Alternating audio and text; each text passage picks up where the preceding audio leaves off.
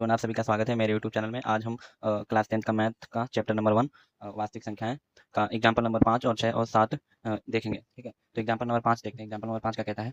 Example number 5 कहता है कि रूट 3 एक अपरिमेय संख्या है, सिद्ध करो। रूट 3 एक अपरिमेय संख्या है, सिद्ध करना है।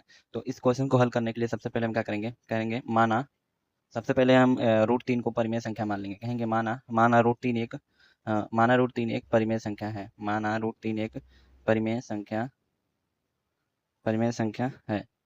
तो माना रूट 3 एक परिमेय संख्या है, तो इसे हम रूट 3 को p/q के रूप में लिख सकते हैं, मतलब a/b के रूप में, है ना। और ये जहाँ जहाँ ए और बी दोनों क्या हैं? सहअभाज्य संख्या है। सहअभाज्य संख्या का मतलब कि अब इसे ए और बी है ना जो संख्या, इन्हें और नहीं काट सकते हम, इन्हें और नहीं काट सकते हैं। ये क्या है? सहअभाज्य संख्या है, सहअभाज्य पूर्णांक है, सहअभाज्य पूर्णांक है।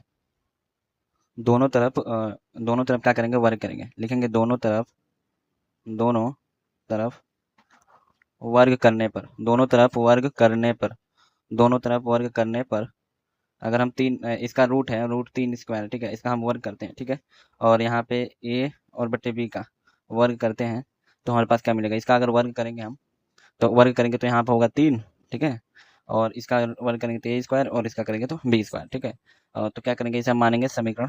समीकरण ए से पहले हम क्या करेंगे? बी स्क्वायर की इधर मानेंगे और ए स्क्वायर बट्टे में रह जाएगा और 3 ए नीचे आ जाएगा डिवाइड में, ठीक है। तो हम इसे क्या मानेंगे? इसे मानेंगे समीकरण 1। इसे क्या मानेंगे?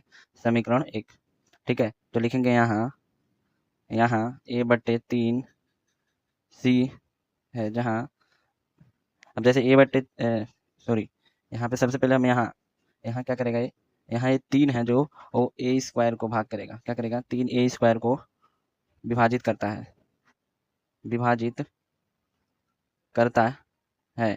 जब जब 3 ए स्क्वायर को विभाजित करता है तो 3 क्या करेगा? ए को भी विभाजित करेगा। 3 ए को भी विभाजित करेगा, 3 ए को भी विभाजित करेगा करेगा, ठीक है। जब 3 ए को विभाजित करेगा तो क्या होगा? ठीक है, अब यहाँ पे हम अगर हमने बोला यहाँ पे ऊपर की ए 3 ए को विभाजित करेगा, तो जब 3 ए को विभाजित करेगा तो कोई ना कोई संख्या निकलेगा। तो हमने क्या करा कि 3 ए को विभाजित करेगा, तो माना 3 ए को विभाजित करेगा तो सी निकलेगा, माना हमने कोई संख्या सी निकलेगा। तो लिखेंगे जहाँ यहाँ जहाँ सी है ना, सी कोई पूर्णांक निकलेगा, कोई भी पूर्णांक निकलेगा। अगर हम 3 से डिवाइड करेंगे ए में, तो जो भी संख्या निकलेगा वो कोई पूर्णांक होगा। तो लिखेंगे कोई भी पूर्णांक होगा, कोई पूर्णांक है, ठीक है। और जब ये ऐसा हो गया तो हम क्या कर सकते हैं? ए को हम इधर ले लेंगे और सी जाके उधर गुणा हो जाएगा, ये 3 जाके गुणा हो जाएगा सी में। तो ए बराबर क्या निकलेगा? 3/सी, 3 गुणे सी, ठीक है। तो अब यहाँ से दूसरा फिर से हल करेंगे आगे। समीकरण 1 में ए का मान रखने पर समीकरण 1 क्या है हमारे पास? समीकरण 1 हमने ये वाला निकाला, है ना। तो समीकरण 1 हमारे पास है ए स्क्वायर बी स्क्वायर ए स्क्वायर बराबर ए स्क्वायर बटे 3, ठीक है। तो हमें क्या करना है? हमें एक जगह इसका मान रखना है, एक हमारे पास ये है, हमें इसकी जगह पे ए रखना है मान, ठीक है। तो हम आगे क्या करते हैं? आगे जैसे हमारे पास बी स्क्वायर बराबर पहला समीकरण था बी स्क्वायर बराबर ए स्क्वायर बटे 3, ठीक है। तो बी स्क्वायर तो ऐसे लिख देंगे, हमारा ए स्क्वायर का मान क्या आया था? 3 सी, तो 3 सी का स्क्वायर कर देंगे बटे 3, ठीक है। जब बी स्क्वायर तो ऐसे ही रह जाएगा, ठीक है। 3 स्क्वायर करेंगे 3×3 = 9 हो जाएगा और सी स्क्वायर का हो जाएगा, और 3 वैसे नीचे रहेगा। 3 से जब 9 काटेंगे तो कितना होगा? 3 होगा। और फिर 3 होगा तो बी स्क्वायर बराबर क्या होगा? 3/सी स्क्वायर। अब सी स्क्वायर बराबर क्या? अब सी बराबर हो गया, तो अब सी स्क्वायर बराबर क्या होगा? सी स्क्वायर बराबर क्या होगा? बी स्क्वायर बटे 3 बराबर सी स्क्वायर। ये गुणे में था, ये आके डिवाइड में हो गया, और ये वैसे ही रह गया, ऊपर रह गया। तो ये सी स्क्वायर बराबर क्या होगा? बी स्क्वायर बटे 3 हो गया, ठीक है। तो यहाँ पे लिखेंगे, यहाँ 3 बी स्क्वायर को विभाजित करता है। क्या करता है? करता है विभाजित करता है। 3 बी को भी विभाजित करेगा। 3 क्या करेगा? बी को। अगर 3 बी स्क्वायर को विभाजित करता है तो 3 बी को भी विभाजित करेगा, 3 बी को भी विभाजित करेगा, ठीक है। तो इसका हमें पास आगे हमें अतः, ठीक है, इसका हमें एक लिखना पड़ेगा यहाँ 3 ए और बी दोनों को विभाजित कर रहा है, दोनों को विभाजित करता है, ए और बी दोनों को विभाजित करता है, परंतु हमने माना था और ए बी सह अभाज्य संख्याएं हैं, सह अभाज्य संख्याएं हैं, संख्याएं सह अभाज्य संख्याएं हैं। और क्या लिखेंगे, ये विरोधाभास विरोधाभास हमारी गलत कल्पना के कारण हुआ है, हमारी गलत कल्पना के कारण, हमारी गलत कल्पना के कारण हुआ है ना। अतः ये है एक, यह एक मतलब √3, यह एक अपरिमेय संख्या है, अपरिमेय संख्या है। ठीक है, तो ये क्वेश्चन यही हल होता है। और अगला क्वेश्चन देखते हैं। चलिए अब अगला क्वेश्चन देखते हैं। अगला क्वेश्चन क्या कहता है कि अगला क्वेश्चन उदाहरण नंबर 6 है। क्या है? उदाहरण नंबर 6। अगला क्वेश्चन क्या कहता है कि दर्शाइए कि 5 माइनस √3 एक अपरिमेय संख्या है। मतलब इसको भी सिद्ध करना है कि 5 माइनस √3 एक अपरिमेय संख्या है। तो ये तो बता रहा है क्वेश्चन हमें कि ये अपरिमेय संख्या है, हमें बताना है कि कैसे है। ठीक है, हमें इसका क्या कहते हैं, सिद्ध करना है इसे। हमें लिखेंगे हल, माना रूट 5 माइनस √3 एक परिमेय संख्या है। क्या है? एक परिमेय संख्या, एक परिमेय संख्या है। तो परिमेय संख्या है तो क्या होगा, मतलब कि परिमेय संख्या को पी बटे क्यू के रूप में लिख सकते हैं।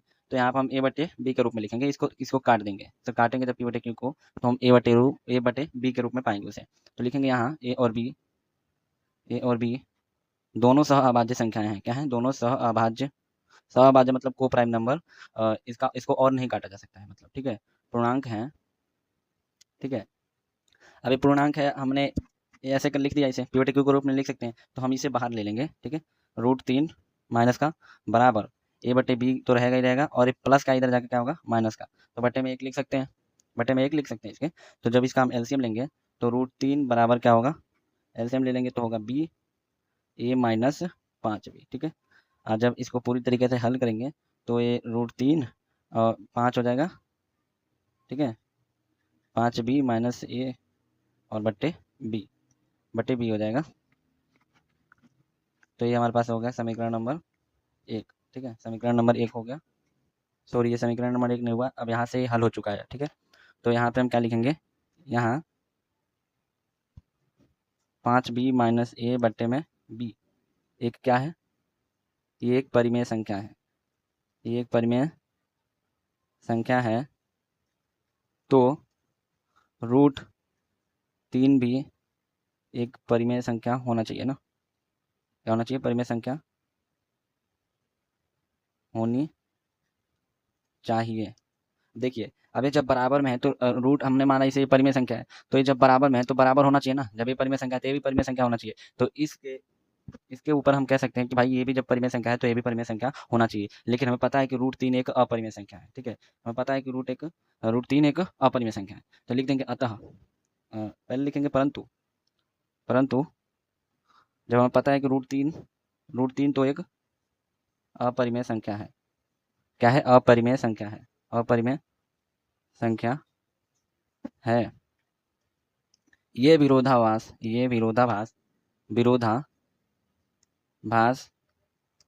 हमारी गलत कल्पना के कारण हुआ है, हमारी गलत कल्पना के कारण हुआ है, गलत कल्पना के कारण, हमारी गलत कल्पना के कारण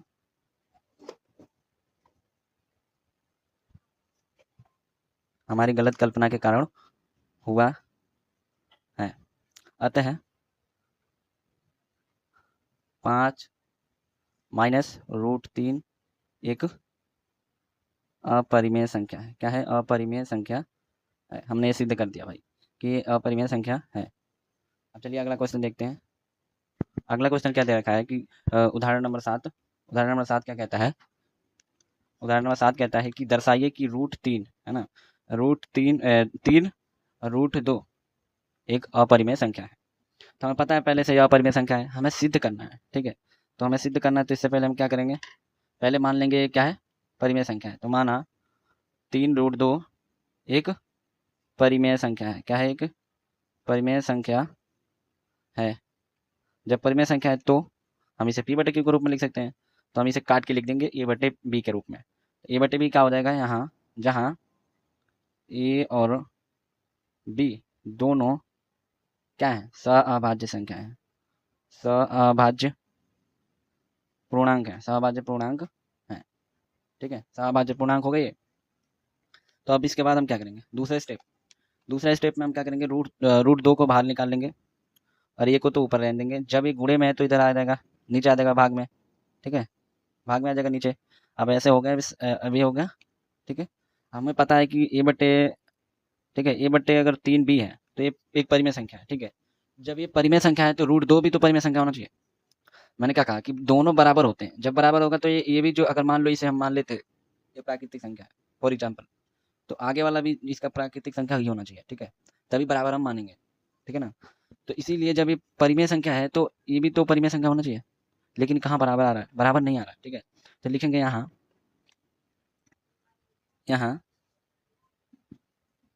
a बटे 3b एक परिमेय संख्या है। क्या है, परिमेय संख्या है। तो रूट 2 एक भी, रूट दो एक इसको माना हमने परिमेय संख्या है, तो रूट 2 भी एक परिमेय संख्या होना चाहिए, परिमेय संख्या होना चाहिए, है ना। परंतु ये एक अपरिमेय संख्या है। क्या है, अपरिमेय संख्या है। हमें क्वेश्चन में ही बता रखा है उसने कि अपरिमेय संख्या है, परंतु यह एक अपरिमेय संख्या है। ठीक है, तो ये विरोधाभास, विरोधाभास तो ये विरोधाभास हमारी गलत कल्पना के कारण हुआ है, हमारी गलत कल्पना के कारण हुआ है। क्या हुआ, गलत कल्पना के, हमने गलत मान लिया था। ठीक है, सिंपल सी बात यह है, हमने गलत मान लिया था, तो गलत कल्पना के कारण हुआ है। अतः क्या लिखेंगे, अतः 3 रूट 2 एक अपरिमेय संख्या है। क्या है, एक अपरिमेय संख्या है, अपरिमेय संख्या है। ठीक है, तो हमारा ये लेक्चर अभी यहीं पे ख़त्म होता है। अगले लेक्चर में हम 1.2 के क्वेश्चन देखेंगे।